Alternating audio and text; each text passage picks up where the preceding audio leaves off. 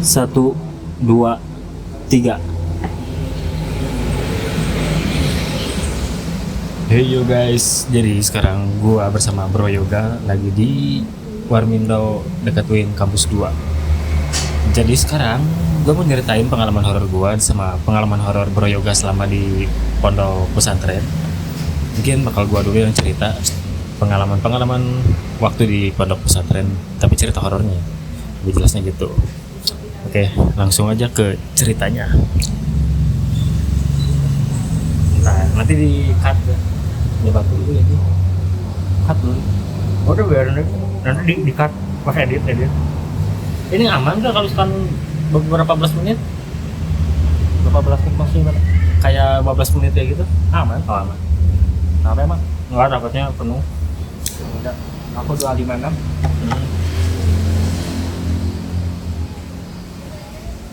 Nah, jadi gue waktu tahun 2019 pernah ngalamin satu kejadian yang dimana gue ketemu sama, bukan kembaran ya, kayak lebih tepatnya gini ya, punya temen tuh, dia punya adik. Di adanya tuh seasrama juga sama gue adanya tuh, tapi adanya di lantai 2. Gue waktu itu kamar di lantai 3. Nah, waktu itu kebetulan mau berjamaah sholat isya. Ceritanya ada pengurus, terus dia datang, terus bilang, Rosbil, buruan berjamaah sholat isya. Bilang gitu. Posisi gue waktu itu juga sebagai wakil ketua asrama. Kayak sebagai wakil ketua asrama. Terus gue bilang gini, sok guru cerita gue tuh sholat berjamaah. Sedangkan gue sendiri bukan sholat berjamaah, malah nyamperin galon buat minum. Akhirnya kan galon tuh dispenser tuh di lantai 2 ya.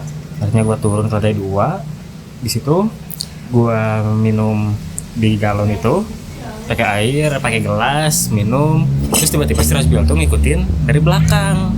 Terus bilang gini, Mang, ya di sana panggilnya Mang atau A di pondoknya? A. Kalau di orang kan di Garut panggilnya Mang kan. Mang pinjam gelas lah. Terus orang jawab gini, lah kan didinya punya gelas. Ya kamu juga kan punya gelas gitu. Lu juga punya gelas. Ngapain minjem? Akhirnya dia masuk ke kamarnya sendiri, buka lemari, kotrek lemari gitu. Kata orang tua Rosbil, nanti ini ya berjamaah, awas habis minum. Bilang kayak gitu ke si Rosbil tuh. Dan dari situ orang ke atas, ya gua ke atas, si pengurus ini datang lagi tapi ngeliat ke lantai 3. Ngeliat ke lantai 3 bilang gini, Rosbil buru berjamaah lah. Atau si Rosbil kan di kamarnya gitu. Pas orang ke atas, ternyata si Rosbil ada lagi ngopi. Terus nanya lah bukannya tadi di bawah? Kok cepet banget udah di atas? Terus dia jawab gini, apaan dari tadi juga gak ke bawah? Bener, jangan bohong. Bener, serius gak ke bawah ternyata. Terus nanyalah ke si Cucu, yang si Cucu sebagai ketua asrama. Bener ya dari tadi juga di sini ngeliatin gua main game katanya tuh. Lah di situ kan sontak kaget, anjing ini siapa yang tadi di bawah? Terus orang ngecek lagi ke bawah, gak ada siapa-siapa tapi lemarinya kebuka. Nah dari situ si Rosbil tuh langsung ke masjid, dia lari, anjing gua takut, ternyata dia langsung lari ke masjid. Sedangkan gua sama si Cucu enggak ke masjid, malah lanjut ngudung. Ya itu tuh parahnya tuh, jangan dicontoh. Oke lanjut bro. Oke, ini kejadian ini kejadian sekitaran waktu kelas 2 kalau nggak salah. Jadi kita tuh kadang-kadang ronda malam buat jaga-jaga aja, karena memang Derajat itu kan walaupun terisolir dari kampung, tapi tetap aja masih lumayan dekat dari kampung gitu. Dan ya jaga-jaga aja, karena memang di situ rawan kejadian aktivitas kriminal, karena memang wilayah sekitarnya masih hutan. Suatu hari kita itu mau ke warung atas aja, sekedar cuma buat beli makanan supaya ya kalau misalnya jaga malam ya bisa ya lebih fit lah. Okay. Nah waktu kita lagi ke atas, kebetulan jalan buat ke gerbang depan pesantren itu tuh dari asrama ke gerbang depan pesantrennya tuh hutan. Ya, ini hutan. Nah, jadi kanan kiri itu benar-benar hutan lebat yang kayaknya jarang banget lah ada orang lewat situ. Karena memang jalan keluar buat pesantrennya, jalan yang lainnya itu selain gerbang itu pun dikunci. Nah, waktu kita ke atas, jadi dari arah kalau misalnya dari arah bawah pesantren ke gerbang itu dari arah kanan jalannya itu hutan, arah kirinya itu sempat ada rumah warga, tapi di sana tuh ada juga kuburan. Nah, waktu kita mau ke atas, tiba-tiba ada orang anak kecil lari cepet banget, dan itu tuh ngarah ke kuburan. Sempat kita kejar juga karena takutnya itu maling, tapi waktu kita kejar sampai ke kuburan, tiba-tiba sosoknya itu menghilang, dan kita sampai sekarang pun nggak tahu itu apa, karena ya memang kita juga nggak begitu yakin itu orang, dan kita juga nggak mau buang-buang waktu gitu kalau misalnya memang itu bukan orang.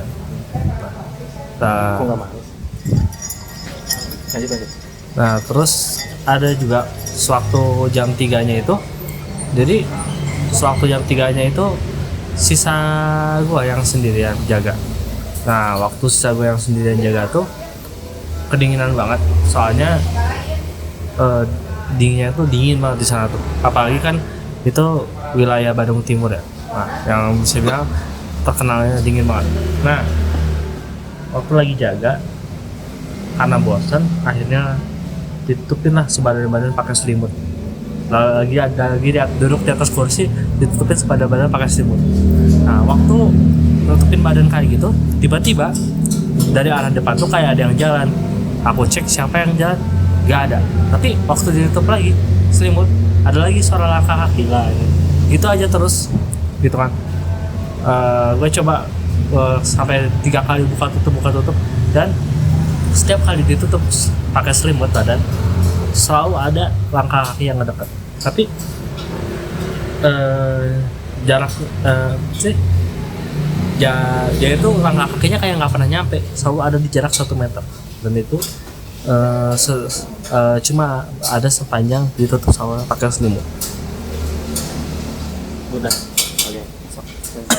Sekarang gue lanjut lagi. Sebenarnya ini yang ngalamin teman gue sendiri. Waktu itu kejadian yang dimana dia tuh sama lagi jaga malam.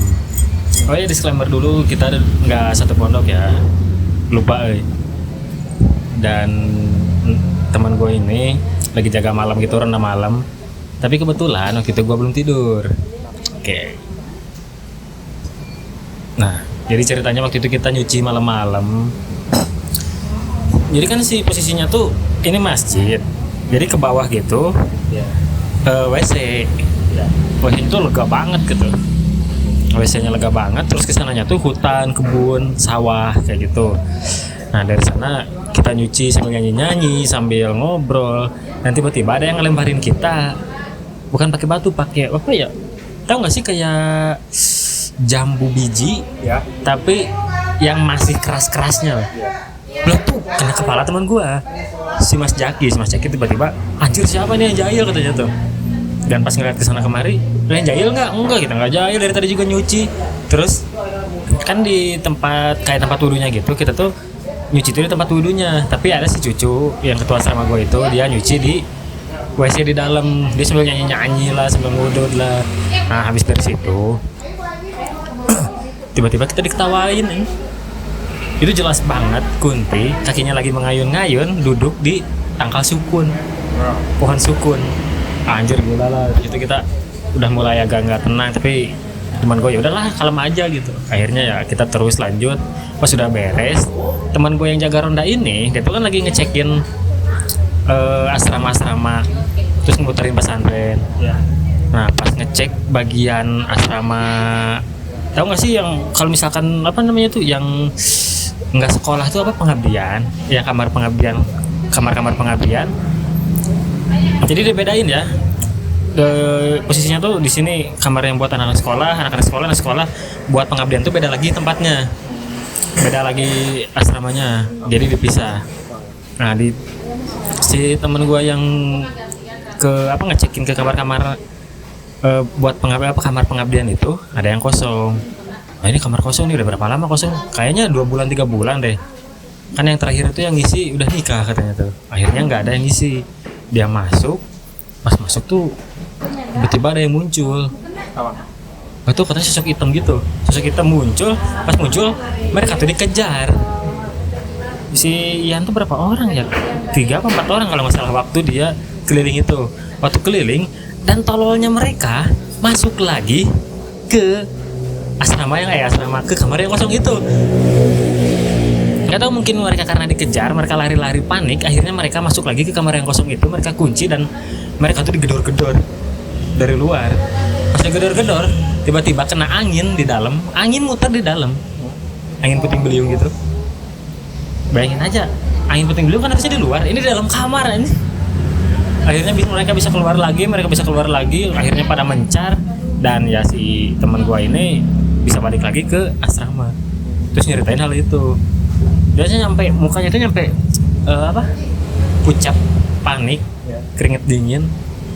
Dan itu dia bilang, ini nggak masuk akal, sumpah ini nggak masuk akal gitu. Nah ini ada kejadian yang dimana pas gua jadi guru SMP waktu di sana. Waktu itu malam-malam berduaan sama si Pak Adul. Si Pak Adul tuh bilang gini, gua tidur duluan ya, ngantuk katanya. Itu posisi jam 1:30 malam atau jam 1. Dia tidur, si Pak Adul tidur, gua sendirian lah ngopi, ngerokok biasa. Ngopi, ngerokok, terus habis itu gua tuh kayak anjir bosan banget nih nonton horor, sabi kali ya. Akhirnya nonton film horor. Pas nonton film horor itu di asrama guru-guru SMP itu kan, jadi posisinya tuh ini ruangan buat tidur, di sini kesininya masuk pada pintu lagi, di sini buat ruangan komputer, kesininya WC. Nah dari situ gue tuh kayak ngeliat kok ada rambut panjang gituan, jaket mungkin kena angin atau apa.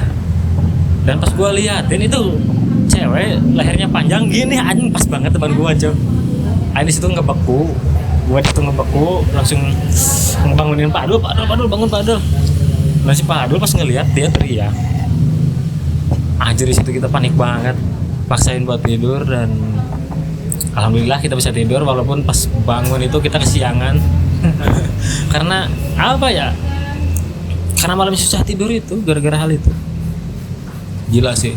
Waktu pertama kali asrama itu dibangun dan waktu pertama kali gue jadi guru di situ, bayangin malam Jumat gue tidur di situ sendirian. Baru jadi pas asrama itu baru jadi, gue tidur di situ sendirian.